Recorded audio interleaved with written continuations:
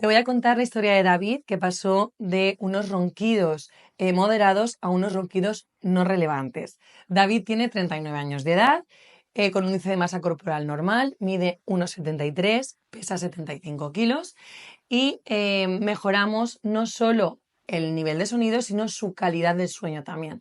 ¿Por qué ocurre esto? Pues porque con el dispositivo de avance no solo conseguimos mejorar el sonido, el ruido, sino que también mejoramos el número de apneas por hora.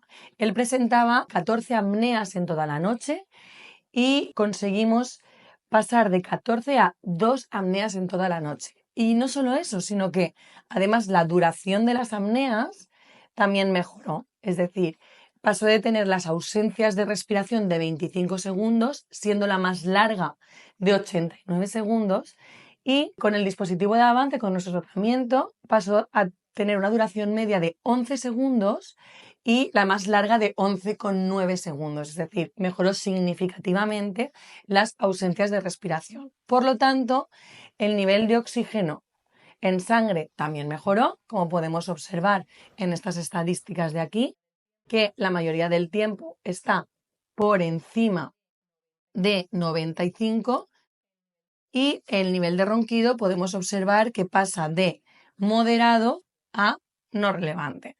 Entonces, David está muy contento, su pareja también, y nosotros hemos conseguido el objetivo que buscábamos.